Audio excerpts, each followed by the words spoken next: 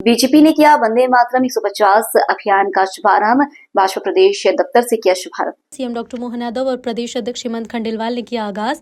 वंदे मातरम का किया गया संपूर्ण गायन। प्रदेश अध्यक्ष हेमंत खंडेलवाल ने स्वदेशी अपनाने का दिलवाया संकल्प। बीजेपी प्रदेश अध्यक्ष हेमंत खंडेलवाल ने कहा कि सिर्फ गीत नहीं बल्कि पीढ़ियों के लिए प्रेरणा का काम करता है, हमें आज़ादी का महत्व बताता है, पूरे देश को एक माला में पिरोने का काम करता है।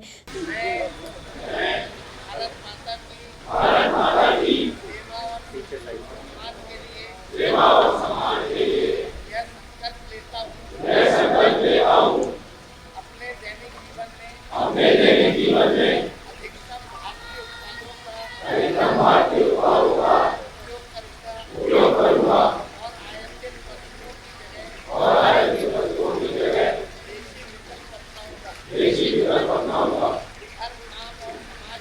हर काम और समाज में भारतीय उत्पादों को प्राथमिकता दूंगा और गांव किसान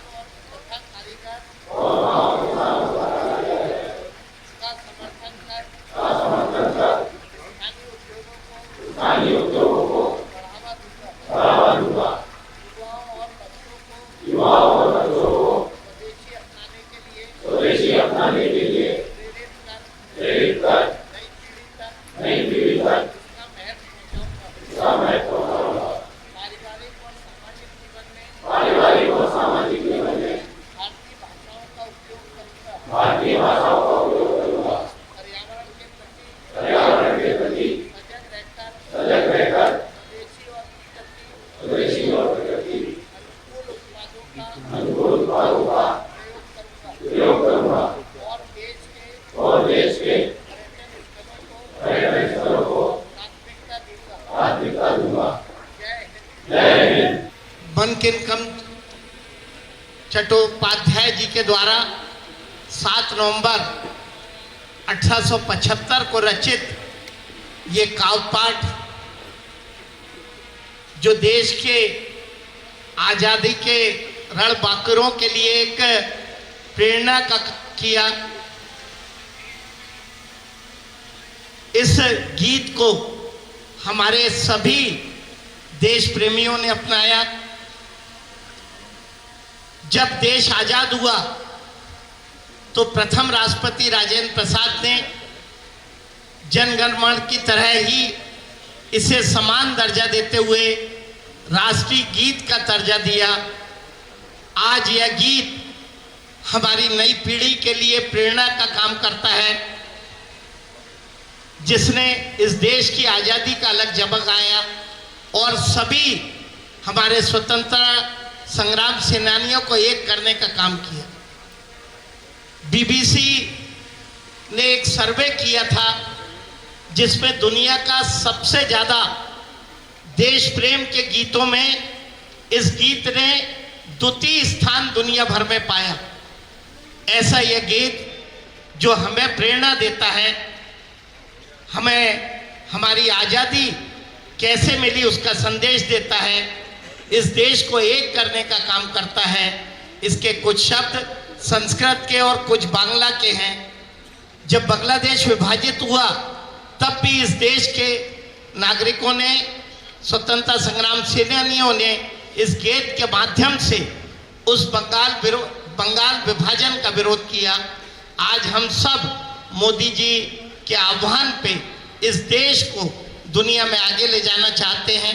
ये गीत इस देश के हर नागरिक के लिए प्रेरणा का काम करेगा। आज प्रदेश भर में 10 सामूहिक ज्ञान में आज यहाँ आप सब सम्मिलित हुए। मैं आप सब का वंदन करता हूँ और उम्मीद करता हूँ कि हम सब मिलके राष्ट्र प्रेम के साथ मोदी जी के नेतृत्व में इस देश को स्वदेशी के साथ हम दुनिया के शिखर पे पहुँचाने का काम करेंगे। धन्यवाद। सीएम ने एक संबोधन में कहा कि वंदे मातरम गीत के 150वें साल का हम सब उत्सव मना रहे हैं। इसके मूल मंत्र के साथ स्वतंत्रता सेनानियों ने हमें आज़ादी दिलाई। वंदे मातरम गीत के जरिए पूरा देश एक हो गया। सीएम डॉक्टर मोहन यादव ने कांग्रेस पर निशाना साधा और कहा कांग्रेस ने देश को बांटने का काम किया, सनातन संस्कृति ने देश को सशक्त बनाया। वंदे वंदे। आज के वंदे मातरम कार्यक्रम में खास करके 150वीं जयंती के अवसर पर 7 नवंबर 1875 आनंद मठ नाम के उस अमर साहित्य में जिस भाव से ये रचना हुई, बंकिम चंद्र जी ने जो रचना बनाई, बाद में हमने अभी थोड़ी देर पहले उसी भाव के आधार पर राष्ट्र कवि रविंद्रनाथ ठाकुर जी को अपने स्वर से बंगाल में गाते भी सुना।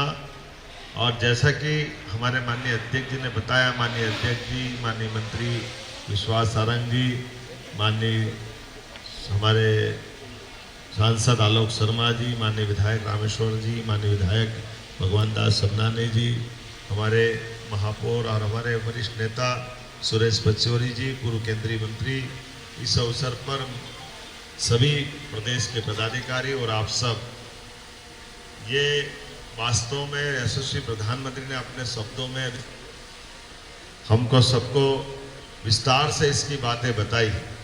मैं दोहराना नहीं चाहूँगा, लेकिन भारत माता का चित्र सामने रख करके भारत माता को किस रूप में हमारी सनातन संस्कृति के माध्यम से हजारों हजार साल से देखा जा रहा है, उसका एक लघु चित्र उनने आंखों के सामने ला करके, ये जो दुविधाजनक मार्ग होता है जो हमको अपनी मूल संस्कृति से हटा करके ये जो तथाकथित, जिसको सेक्युलरिज्म या छद्म सेक्युलरिज्म कहते हैं, या जिसको हम अपने सुविधा के संतुलन से वोट बैंक नीति पे कांग्रेस और कांग्रेस के चरित्र को सबके सामने लाने के लिए हम सबके सामने इससे बड़ा उदाहरण नहीं हो सकता जिसको आज अब सबके सामने वंदे मातरम के माध्यम से समझा जा सकता है। वंदे मातरम में हमारी भारत माता के साथ हमारी 3 देवियों की संस्कृति, जिनके माध्यम से दुर्गा, लक्ष्मी और सरस्वती, इनकी पूरी सबके आशीर्वाद किसी देश पे अगर हो, उस देश की ताकत क्या होती है, ये सनातन संस्कृति के माध्यम से हमने हजारों लाखों साल से सीखते आए। लेकिन इस बात को बजाय समझ करके करने के उन्होंने लघु रूप दे करके इनको केवल धर्म विशेष से जोड़कर देखते हुए वंदे मातरम का जो विभक्तिकरण हुआ, और हमने सबने देखा कि वंदे मातरम नहीं बटा, बाद में इसी भावनाकरण से देश का बंटवारा हुआ।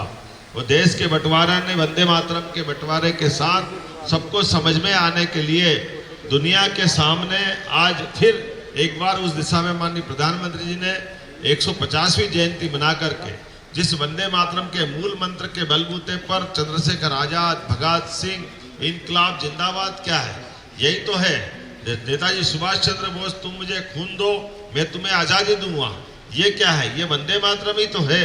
चंद्रशेखर आजाद या भगत सिंह या तमाम जितने क्रांतिकारी, पूरा स्वतंत्रता का आंदोलन जिस मूल मंत्र के बलबूते पे चला, 1875 में बनने वाला गीत, वास्तव में इसकी भूमिका तो 1857 में बन गई। हम सब जानते हैं कि 1857 के समर में रानी झांसी से लगा करके पूरे देश ने अंग्रेजों के खिलाफ सशक्त अपना संघर्ष किया। के साथ कहना पड़ेगा उस चीज को अवॉइड करने का प्रयास हुआ, और हमने सबने देश का बंटवारा भी भोगा। देश के बंटवारा में हजारों लाखों लोग जो इसके शिकार हुए, और आज 150वीं जयंती पर मैं प्रधानमंत्री जी को बधाई देना चाहूंगा, जिन्होंने ऐसे मुद्दे को ला करके इन सारे दुनिया के सामने पुनः उस बात को रेखांकित करने का प्रयास किया है, जिसके कारण से भारत और भारतीय लोगों की एकता दुनिया के सामने, दुनिया के सबसे बड़े गणतंत्र के माध्यम से जानी पहचानी जाती है।